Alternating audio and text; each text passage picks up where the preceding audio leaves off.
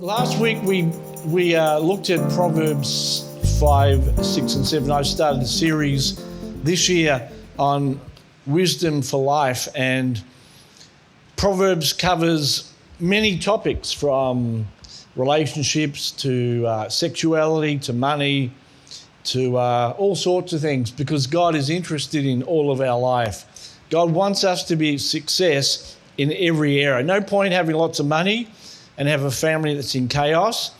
No point having a family that's great and having no money.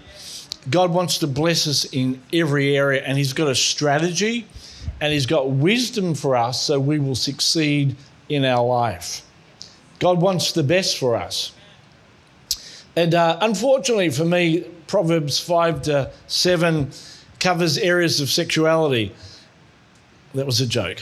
And so I wanted to bypass it because it would make my own children feel a lot better. But nevertheless, I'm going to jump in the deep end with Tim, and I brought him along so I had someone that could sink with me. No, not really. So as long as I don't have to hold his hand. That's right. So just a couple of things that we want to cover before we begin. Last week, if you weren't here, we covered the connection between our spirituality and our sexuality, and I talked a lot about how there's been a disconnect between those two, that a lot of people in church life have seen sexuality as something that is not spiritual, that has nothing to do with God and nothing to do with church. And hence, we both said that we've been in church a long time and never heard a message on this. And it's a tragedy that the church has stepped out of that arena and somebody else has stepped in. So God is interested in your sexuality. And sexuality is more than just sex. So if you're single today, sexuality is still a big part of your life. We're not going to cover every area of sexuality. It's way too big and we wouldn't do it justice. So we just want to let you know that there's going to be a lot of things unsaid. Again, we come from our own experiences. Obviously, there's two males up here. And so we don't come from a female perspective. So there are other perspectives. So we want to acknowledge that this is not the sum total. This is just our perspective from Scripture. And so bear that in mind as well. So we want to be sensitive to females here as well, because they have a slightly different take on this. So with that in mind, I think we're almost ready to jump into the deep end, Tim. Almost. Woo-hoo. So last week, Tim, I spoke about how some sin that we commit, and when we talk about sin today, I want to just really define what that means, because it can mean lots of things to lots of people. But sin is, one of the things that sin is, it's missing the mark, or God's best. So God has a design for our life that will give us the optimum peace, blessing, and favour. And so when we choose to do life our own way, the Bible calls that sin. And so sin is anything that is less than God's best for you. And so with that in mind, Tim, we talked last week about sin, how that all sin is sin to God. God doesn't grade sin as it's less than his best. But some sin seems to have a greater impact on our lives, our physical body, but also our lives as well. So could you unpack that a little bit? Yeah, it's one of those things that I must admit I find a little bizarre, and I think probably all of us do, that God regards, for example, a little white lie in exactly the same manner as mass murder. It's all sin. It's all missing the mark. It's not God's best for us by any stretch. So with that in mind, it is interesting that whatever sin it is, and particularly in this area of sexuality, it can have consequences on us in this life and on those around us. And this was really unpacked, I think, last week. So if you weren't here last week or you haven't seen the video of it, then I would encourage you to do so. Because sexual sin, the Bible describes it as a sin against our body, which is the temple of the Holy Spirit. And you also pointed out, Andrew, that a sexual union is a union of the two spirits. So this notion that we hear of casual sex is, I'm sorry, but it's a complete nonsense. It is complete nonsense. It affects us individually as people. And I would also add that, and this is something I've come across in my counselling journey, that the impact on, for example, the sexual abuse on a child can have a profound impact on that child, sometimes, if not often, for the rest of their life. I've counselled with people in their 50s, 60s, 70s who were abused as children, and it's still festering within them. It has such a profound impact, particularly on their identity. And it's tragic, absolutely tragic. So I try to help them through with that. It seems to be just greater and longer lasting than any other form of abuse, which is quite extraordinary. But that gives you an idea of the power to sexual activity and, in that case, inappropriate, or in fact illegal, sexual activity and its impact. Is that all? Yeah, it's good. Very good. So let's get into the nitty-gritties now, Tim, if that's okay. So reading through Scripture, it's clear that there is sexual activity that is God-honouring and clearly good and encouraged in the Bible, which is great to know. And there is some sexual activity that's clearly not encouraged. And, we're in a world now that doesn't have clear guidelines. It's like whatever makes you feel good, do it. But God seems to have pretty clear boundaries on sexual activity. Do you want to talk a bit about that, about how do we distinguish between what is God-honouring and what isn't? Yeah. You're right. It really is. It's almost open slather, I think we could say, in this sex-obsessed world in which we live. And this is not scripture, what I'm saying here. I have a motto, if you like, or a phrase that I use for my own mind and also in trying to help people. And it goes like this, that sexual activity outside of God-ordained marriage is sin. It's a short quote, it's a simple quote, but let me also define a God-ordained marriage, and that's important. It means marriage between a man and a woman as clearly outlined in the Bible. Now, we know that that's not the current definition in our culture, but I certainly believe it to be God's definition. Also, sexual activity. I specifically use that term because it covers a spectrum of behaviour that is not God-honouring. It goes beyond intercourse. And you may recall, I think it was in the 90s, wasn't it? Remember Bill Clinton?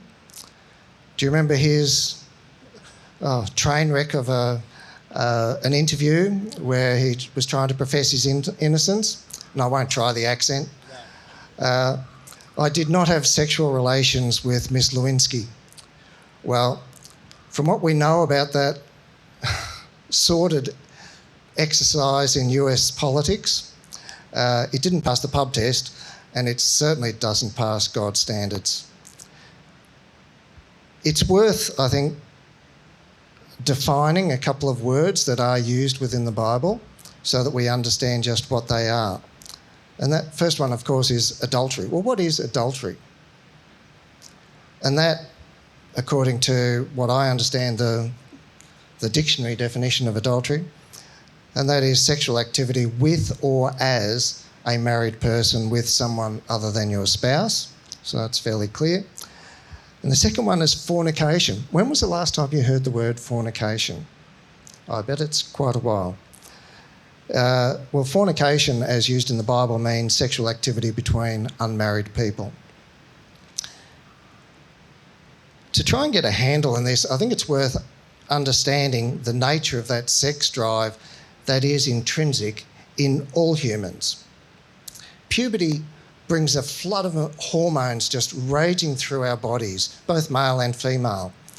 And this is a natural process that is designed by God to prepare us for adulthood. And one aspect of that preparation is learning to manage our sex drive. You see, yielding to it through inappropriate sexual activity during that time can lead to habitual behaviour and even addictive behaviour later on, and I'll talk a little bit more about that a bit later. And I think that's one of the key challenges of the teenager and particularly the young adult years. If we can control those impulses, control our erotic desires in those years, we'll be far more likely to be able to control those desires as we get older and become married and move into all of that. You see, and this might be one of the lies that some people believe, once you get married, all sexual temptation disappears. Really? Really? Okay. That's good. I'm glad some revelation has occurred today. Those matters that are raised, particularly in Proverbs 5, 6 and 7, they continue. And it's good to learn the techniques, the skills to control those challenges that we all will inevitably face. Solomon certainly addresses this, and we covered this last week in Proverbs 5, 15 to 23. And in summary, it just means just because you're married doesn't mean sexual temptation disappears. Just consider all the marriages that have been destroyed through infidelity. This is a true story. I recall the parents of one of our sons' best friends at school. They were both committed Christians. They were both involved in tertiary Christian education. Unfortunately, the husband found the charms of another lady too good to dismiss. The marriage broke up. Another statistic, another tragedy, another family torn apart. It happens all too often. Solomon also makes this observation in chapter 30, which Andrew's looked at a couple of times, but those verses that you're looking at, I think, are a little bit further down. This is looking at Proverbs 15 and 16, where it says this: "There are 3 things that are never satisfied, 4 that never say enough: the grave, the barren womb, land which is never satisfied with water, and fire which never says enough." I actually think he could have added sexual desire to that list. It seems to be a desire that can only be satisfied temporarily. And the greater it is accommodated, the greater it grows. Remember the fire. I think the fire is a really good metaphor for what we're talking about. Add more fuel to it, and the fire grows. Correspondingly, sexual desire is reduced the more it is starved. How's that go? Well, yeah, I was just thinking. So if you're a young adult or even married and you're battling with, raging sexual desires like the fire and the water, so probably there was a little code in there. I think he was referring to our natural appetites with the water and fire. What does it look like to bring that under control? Is that where the fruit of the Spirit of self-control? What does someone do? How do you access the Spirit of God, self-control, to bring those desires back into place? Because I guess it's a part of self-leadership that we're going to need down the track for our life. Yeah, I think that notion of self-leadership is really good because it is. Like in any area, whether it's around their sexuality or any other area, it could be greed, it could be gluttony, it could be gambling even, all these sorts of things. Learning to manage our desires is critical to the human condition. We all need to do it across many areas, and I think sexuality is but one of those. Yes, a very important one, but it is one to be managed. And if you're confronted by these raging hormones and seemingly out of control, and I deliberately use seemingly, out of control desires, then you need to learn techniques to manage that, to reduce it, to find a better way of living in this world of crazy sexuality. So Yeah.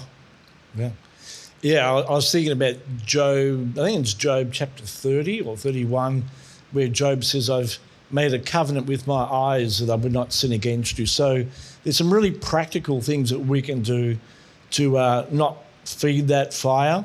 And I guess from my experience too, it's like both the enemy in our mind and also social media, they want to tell us that there's nothing that we can do about these raging desires.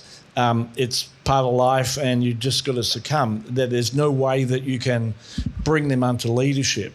Yeah, and that is such a lie. Yeah. It is a disempowering lie. We do have control. God would not have given us a desire that we could not manage. That would be cruel. God is not cruel. So to believe that lie of the world which says, you just can't do anything about it, you may as well express it, you may as well live in it, I'm in church. What were you going to say? Silly. Okay. All right, we better move on before Tim says something he regrets. Okay, another question, Tim. Sexual temptation, sexual activity is a challenge for people in a relationship before they're married. Yeah. I think those that have been in a relationship, there's, you meet a lovely young girl, or if you're a girl, you hopefully meet a lovely young guy, and it's natural to be attracted. And, two bodies get close and the windows start to fog up and one thing leads to another and it can get out of control pretty quickly. So that's that side, but also people may be in a long-term relationship. Any words of advice for couples pre-marriage about sexual activity? Yeah. Yes, even though for Rose and I it was a long, long time ago, but still remember those days. Got a good memory. Well done. I'm sure you do remember your days as well. I do, very clearly. I think it's really important that every individual and as a couple, they need to be in agreement what they believe is okay and what is going too far. Okay? So I think that's really important. My personal view is kissing, cuddling, holding hands, all of that sort of stuff, it's all great. It's all okay. In fact, I think it's important. Beyond that, you're starting to run towards areas of potentially losing control and overstepping the boundaries that you would like to have for yourself. Now, others may have different views, and that's fair enough. I fully acknowledge that. I have heard some suggest that as a guy, you should treat your girlfriend as if she were your sister. Well, I think Freud might have something to say around that as well, but personally I don't think that's realistic or even terribly helpful in developing the relationship. Yeah. Not a good idea. No. I like what the Apostle Paul put in his first letter to the Thessalonians in 1 Thessalonians 4, 3 and 4. He says this: "It is God's will that you should be sanctified, that you should avoid sexual immorality, that each of you should learn to control your own body in a way that is holy and honourable." So for couples pre-marriage, my suggestion is be wary, be careful, and please at all times, be respectful. Very good. So what about for people here today or those listening that are married? Do you want to talk to us about sex within the confines of marriage? What have you got to say about that? Yes, please. But you'd like to talk about it? It may be thought that this discussion for married couples is irrelevant, whereas I don't think that's the case at all.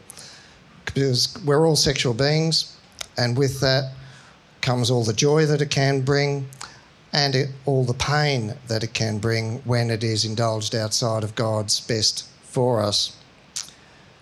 As I said earlier, just because you're married doesn't mean sexual temptation suddenly disappears. We all need to manage our desires diligently, and clearly this means avoiding sexual activity outside the marriage, but it also means we need to manage our desires within the marriage. And there's a couple of scriptures that I think are really relevant here. And the first one is from Solomon's Song of Songs. Now, it's a verse that's repeated 3 times in the book, which to me I take as being, this is important. First time it's mentioned is chapter 2, verse 7. Daughters of Jerusalem, I charge you by the gazelles and by the does of the field. Do not arouse or awaken love until it so desires. It's a beautiful verse.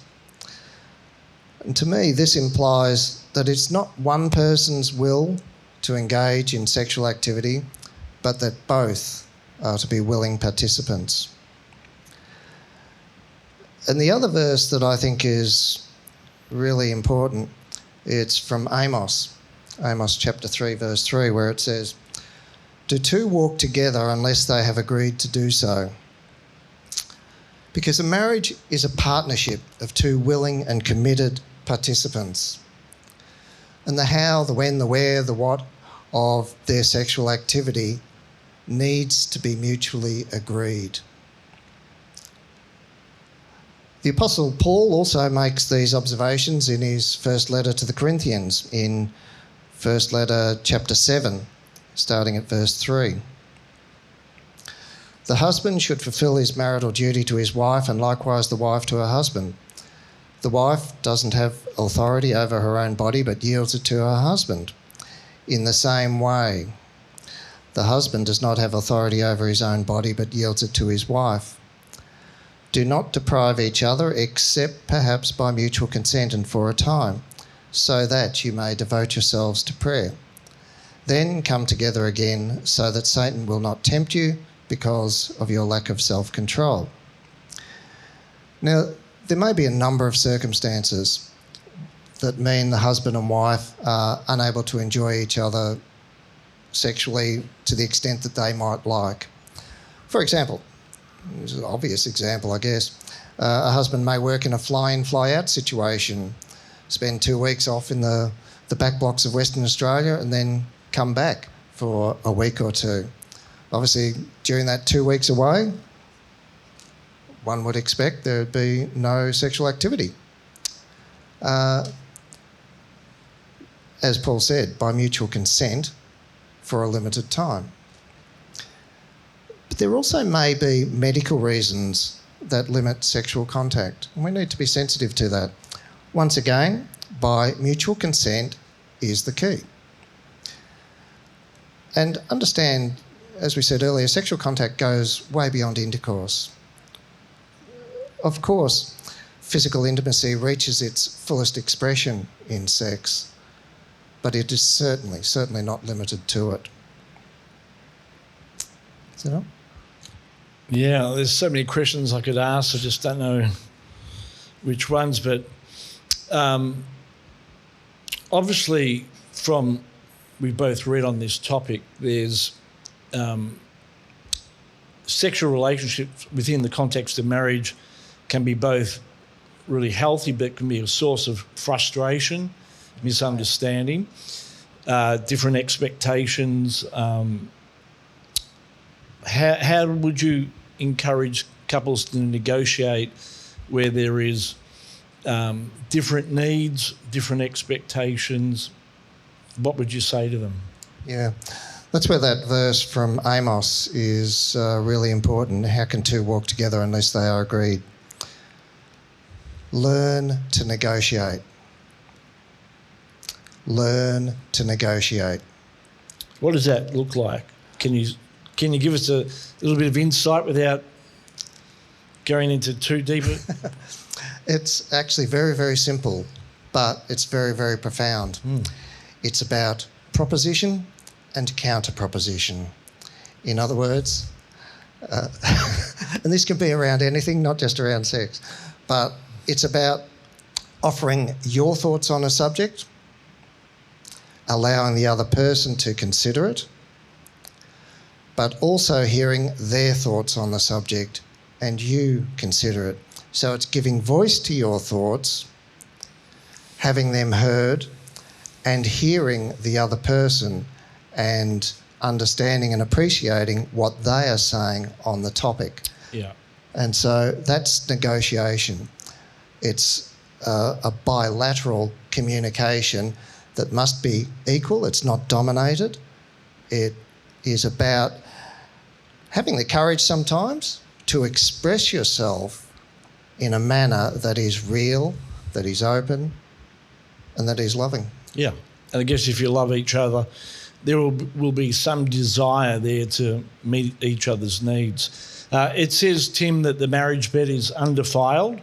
So, we've talked about this, that within the context of a married couple's sex life, that they get to set the boundaries of what is and isn't acceptable or helpful. But in saying that, we've talked before about things that could defile their sex life, added things that come in. So it may not be adultery per se, but what's your thoughts on where people step outside that? Maybe it's with pornography or other things like that. It could be anything. It could be watching the movies on SBS or from what I've heard. You just need to be careful about what you allow in. Our eyes are the windows to our soul, as some poet, I think, once said. But be wary. Be aware of what you are watching, what you are allowing into your life. And so that, the notion of keeping the marriage bed undefiled is preserving the sanctity of that covenant relationship that you have with your spouse. And a part of that is, yes, you may not be engaging in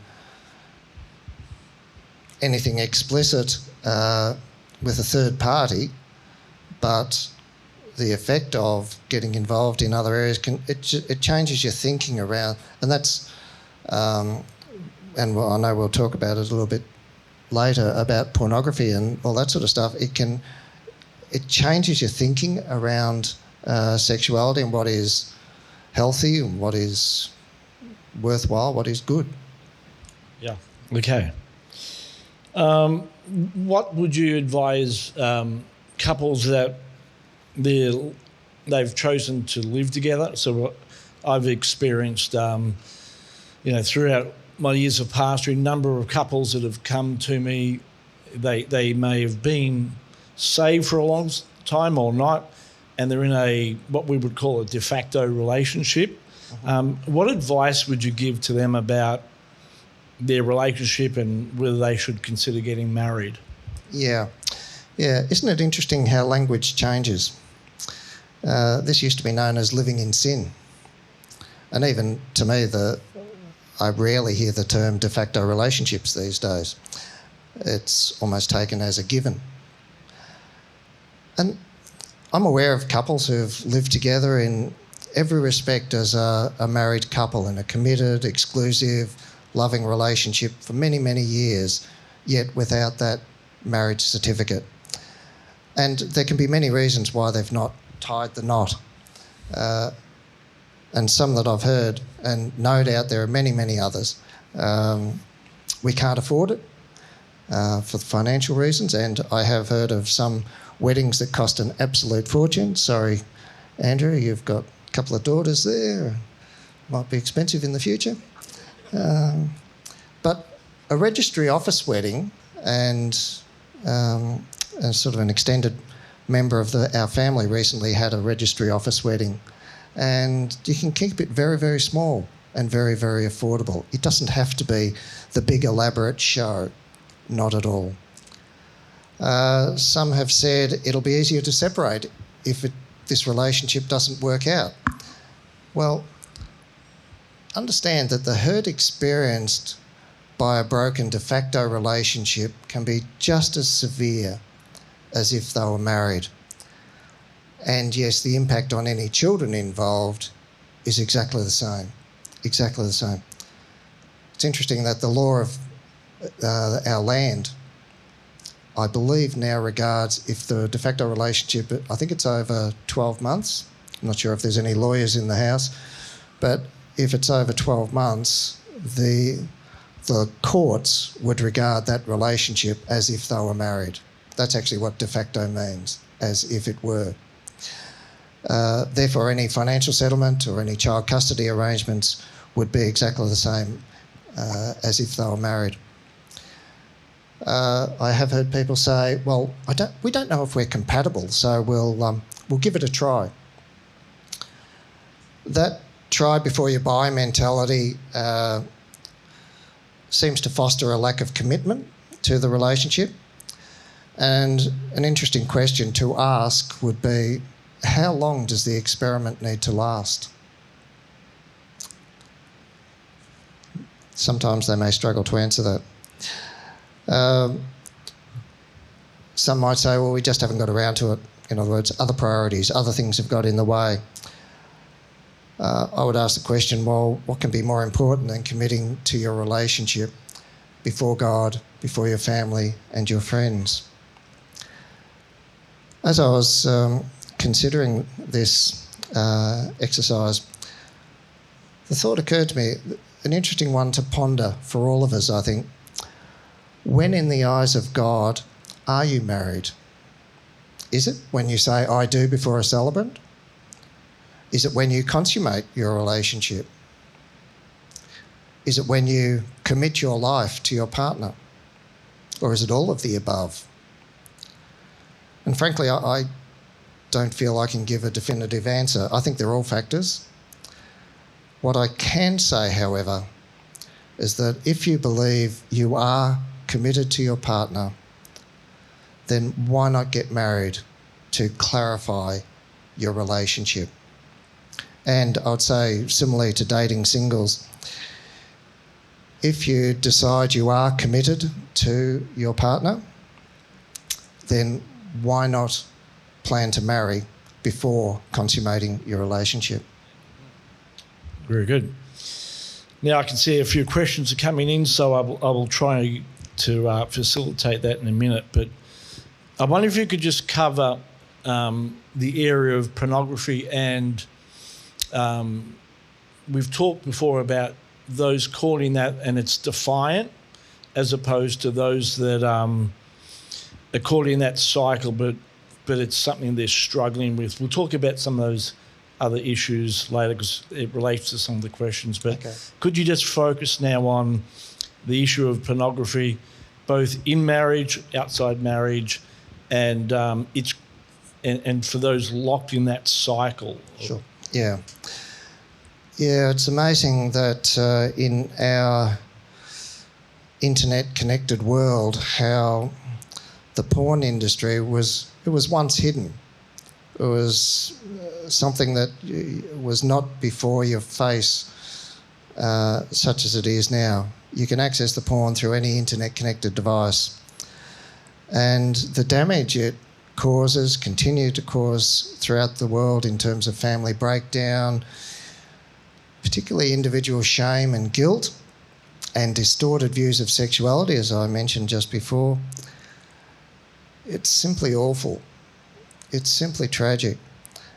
You may think pleasuring yourself is harmless, whether that's through porn and or masturbation, yet I would ask the question, what is it teaching you in terms of managing your own erotic desires? Do know that the path from casual indulgence to habituation to addiction is a slippery slope, and it is so much easier to arrest at the top of that slope. The damage at the bottom of that slope, once you get caught up in addiction, is as dreadful as any other addiction, whether that be narcotics, gambling, or whatever. Now, I don't want to go into the science of addiction. There are others here, no doubt, much more qualified to talk about it than I am. However, I do understand that research has shown that the pleasure hormones released through sexual activity are very similar to those released through use of narcotics. And that's all great when it's all done within the bounds of a committed marital relationship. Yet outside those boundaries, those feelings of guilt and shame can be simply overwhelming. Now, I'm sure few would advocate for the occasional use of narcotics, yet these other areas like pornography or masturbation are sometimes trivialised and minimised and no doubt considered as not harmful by some. I choose to disagree. And I'll give you an example. I am aware of a lovely Christian couple where it came out a couple of years into their marriage, only a couple of years, and a beautiful young couple, that the guy was into porn. After the wife found out, she eventually gave him the ultimatum. It's me or the porn. He chose the porn. Staggering. He chose the porn.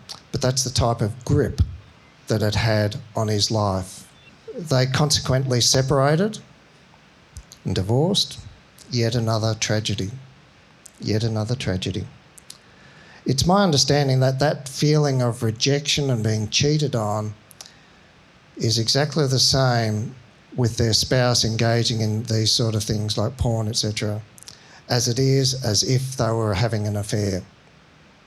It's exactly the same feelings of rejection, and hence why the wife brought that ultimatum.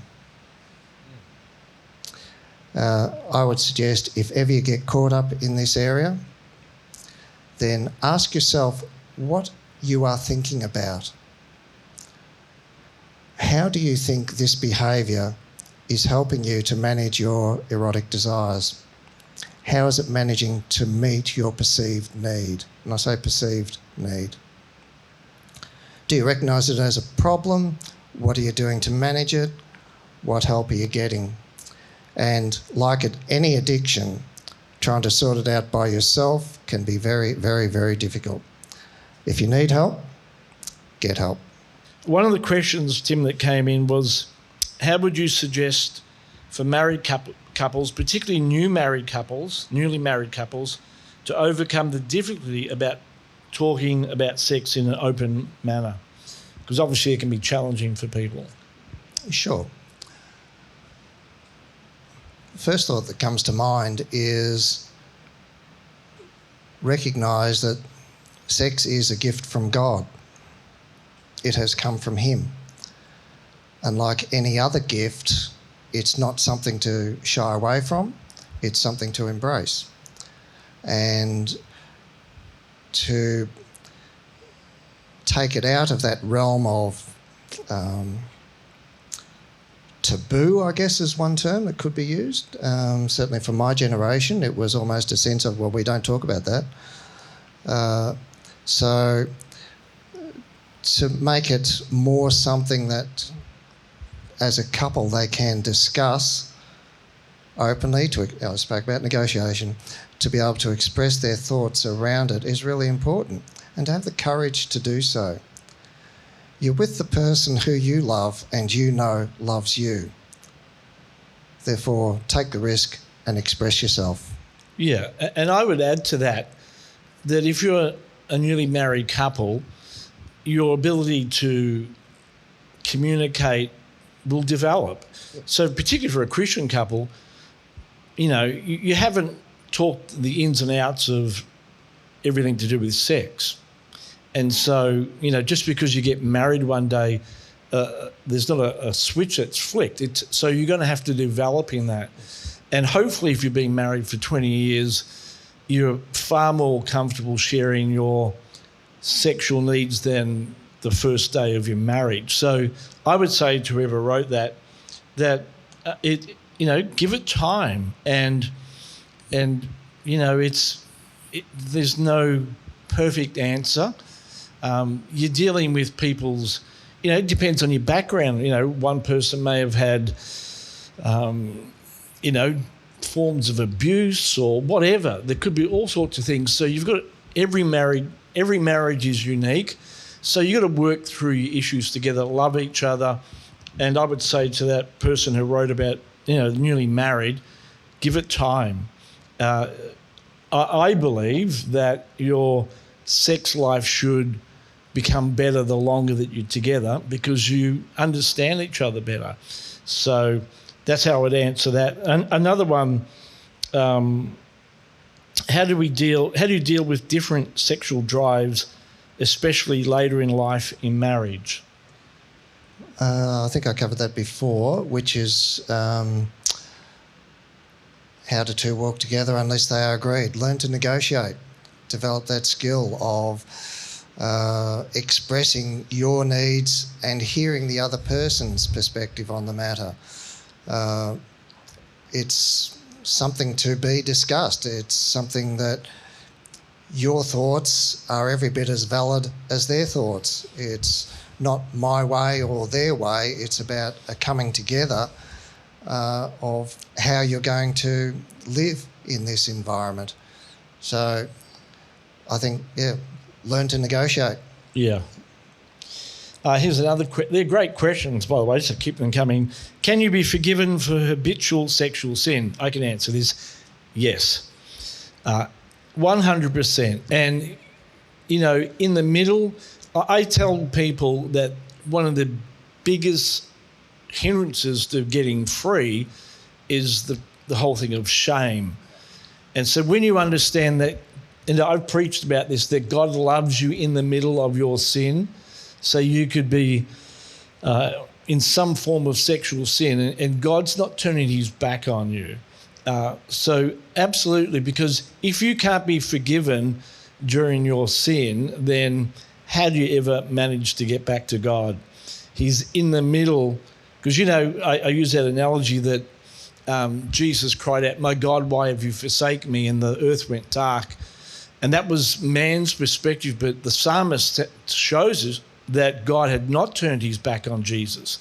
And it's a really powerful illustration, because we often feel like when I sin, God leaves me.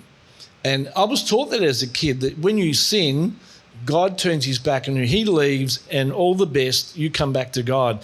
Well, if it's left for us to come back to God, we're in a bad place.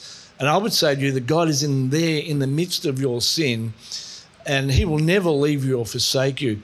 And that shame before God, once that's broken, you realise his unconditional love. That is so empowering. And I would say to that person, find someone that you trust that's not going to be shocked by your sin. That's not always easy in church.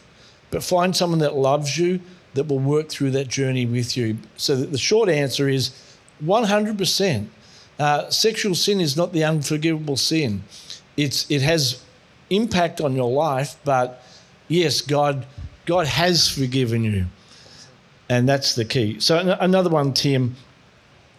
How do you? What would you say to couples where sex is used as a tool of punishment by one withholding from the other when they're not happy about something? So say the husband comes home, or vice versa, the wife, and they've offended them, so they use sex as a, I'm not happy with you, so you're not getting your fill for the week. What would you say? Yeah. Do you want to think on that and come back, or? No, I'm just trying to find ways of expressing it in a manner that is reasonable in this setting. Look, We all have those days. We're not always up, we're not always firing, sometimes we're feeling down, sometimes we're tired, sometimes we just don't feel like it. I understand that. That's reasonable. And if you don't get your bit for the week or whatever it is for that day, dare I say, suck it up, princess? That's true, but this question's saying about either male or female using sex as punishment. So weaponising it? Yeah, they're saying, I'm not happy with you, therefore I'm not going to have sex with you. I would put that in the same realm as the silent treatment, as, essentially withdrawing from the relationship of which the sexual activity is a part of. So I would put it in the same realm as that, as, you can cook your own dinner, or you can, I'm going to bed and don't bother coming. That's no way to resolve a problem. That's no way at all. Learn how to come together, develop techniques to resolve issues. Anyone been married more than 5 minutes? You will have experienced problems. It's a given. Why? Because we're two individuals who come together to form that relationship, the two becoming one. Inevitably, there will be challenges. Inevitably, there will be problems that arise that need to be managed. Don't weaponise sex. It's not healthy. It's actually debasing something that is beautiful. So find a way to learn to express yourself in a manner that is productive rather than destructive. Yeah, and I would add to that, Tim, if someone's using withholding sex as punishment, and there's obviously other issues there. And so I would say if that's happening, work out what the real issue is, deal with that. Maybe the other person feels like that's the only way they can express how they feel. I don't know. You're not going to want to have sex with someone if you feel like there's a whole lot of issues in between you. So I would say sort out the issues that's preventing that. Because you certainly don't want to have sex with your partner if they don't want to, they're angry with you. It's not a great place. You're treating them just like an object. So I certainly wouldn't want to be making love to my wife if there's steam coming out of her ears. That certainly isn't a place for bonding and connection. Yeah, well, as Solomon said in his songs, do not awaken love until it so desires. Yeah, absolutely. Both need to be willing participants. Okay, here's another one. I think we might end, or maybe one more, but there's a question about masturbation, and I'll ask you about that, but just preface that with, it certainly is a subject that you mention the word and most people squirm because it's one of those real taboo things. One of the things that made me realise is that it was a subject that was, and continues to be, really difficult to approach. And one of the things I would say, and it's not just men, it's women, but predominantly, from what we understand, it affects men more, that it's not unforgivable. There's a great book that Tim referred to called From Good Man to Valiant Man that covers that topic, and you may want to get that to read it. But one of the things I would say is masturbation is sex with yourself. And that has profound impact because sex by design is made to give and enjoy with someone else. So one of the unintended outcomes is it creates within a person an incredible degree of self-centeredness.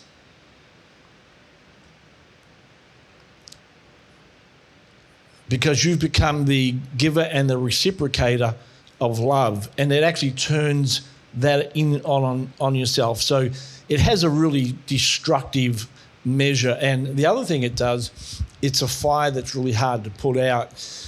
So there are things that you can do to alleviate that.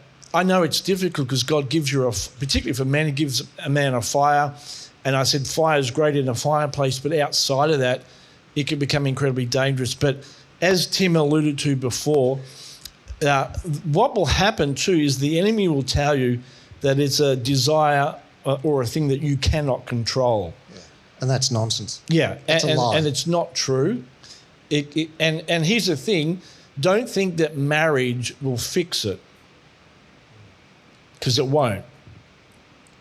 Because there'll be seasons when your wife is pregnant or going through other issues that she will not be available. And if you haven't learnt to lead yourself sexually and physically, you are going to have the same issues in marriage as you had as a single. And the repercussions of that in marriage, well, you just figure them out yourself. So I would say to the person that is struggling there, talk to someone. It's really important to talk to someone that you trust, that's not going to be shocked. I hope this is okay, but the truth is that from what I understand from reading, most men, I'm not quite sure the figures or women, but most men have experienced that in some shape or form. So if you go and talk to another male, they're not going to be shocked. And if they are, they're probably lying. If they've, because God gives us this sex, and so the Bible talks about this masturbation in the Old Testament, and there are ways to deal with that. So I would say go and talk to someone. That is one of the most powerful things with sexual addiction, is having someone to walk the journey with you. I don't know if you want to add to that, Tim. No, I think you've covered it very well. It's very similar to the impact of pornography. It can become addictive, and it's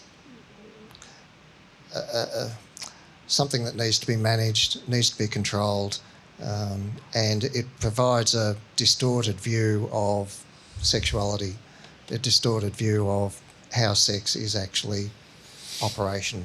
Yeah. So there is a question here that I just wanted to briefly talk about, but this is not the context to give an answer, but just so you can hear my heart.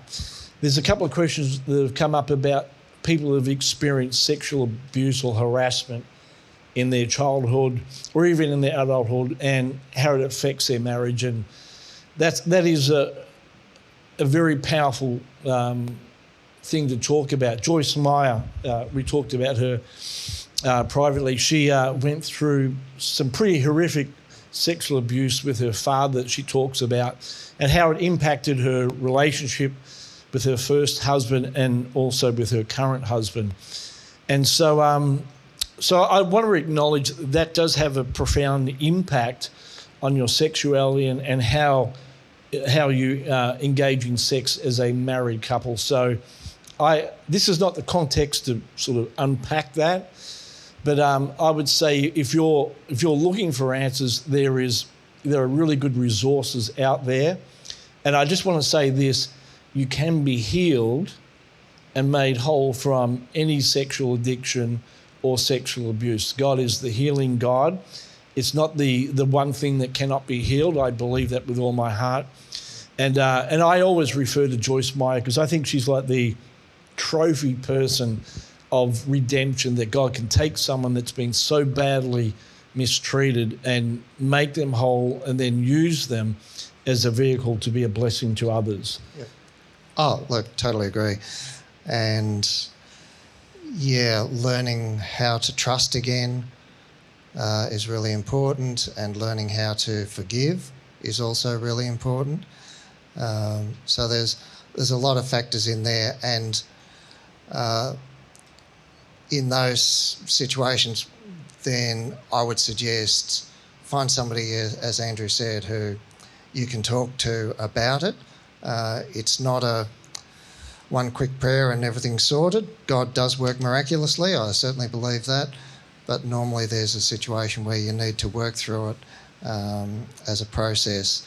So get the help, find somebody you trust, and yeah, work through it. Don't just sit on it. It's like a sore that festers. I spoke earlier about the victims of childhood abuse. It's with the ones that I'd spoken to, it just sat in their identity, in their spirit, all those years because they didn't know somebody that they could talk with. Yeah. And so find someone and work it through. It might be painful, I understand that, but work it through. So just finally, Tim, we talked about no doubt there are questions and feelings that arise when this subject is covered, and we wanted to say to people today that if you need help, prayer, that both Tim and I are available to talk to. And one of the things that I say to people, that if you come to me and it's outside my scope of expertise, then we will refer you to people that can help. But please, if you're sitting here today and you do have challenges, go and get help. Talk to somebody. Don't sit there and let it fester. That's the worst thing you can do. See someone, get help. And if you want to come and see Tim or myself, we're available to talk with you. But you need to feel safe with whoever you go to see. So, Tim, I thought it'd be great if you and I could pray for people today about their journey with sexuality, that they would find a place of wholeness and fulfillment in their life. So as Tim prays, why don't you just join with us in prayer for, if you're married, for that God would really minister to you in that realm. If you're single, wanting to be married and facing challenges, whatever it is that you're facing, God knows. And as Tim prays, why don't you bring it before the Lord and ask for his healing, his wholeness, and his blessing. Thanks, Tim. Dear Lord, we thank you for today. We thank you for this opportunity to even open up this whole subject, which is so important, so intrinsic to us as human beings that you have created. So thank you, Lord, for this time. And I pray, Lord, that as we have done so and as it just brings out various feelings and various questions and concerns, I pray for your peace, Lord, for your peace to just flow over all who hear this. I pray, Father, for your love to be absolutely paramount and for it to just flood every heart to know that you love them individually, totally, completely, and unconditionally. Lord, I pray that you give us wisdom, each of us wisdom, as we manage our sexuality, as we manage our desires. Give us wisdom and give us strategy. Give us the best that you have for us in this area. Guide us and lead us in that. Bring your healing to areas of hurt and pain. Show us how to address that. Show us those areas that we may have squashed down so far that we are not even conscious of them these days. But Lord, I pray that you bring them to our remembrance so that you can bring healing to them and you bring peace to our soul, that you show us your love in a manner that nothing else can, that your love will just heal every heart, heal every broken person, and help us all, Lord, to always look to you, to follow you to the best of our ability, with every ounce of energy that we have, to commit ourselves to you and to your ways, which we know are the best ways. So, Lord, I just commit this service to you. I commit all who hear this voice into your care. And we thank you in Jesus' name. Amen. Amen.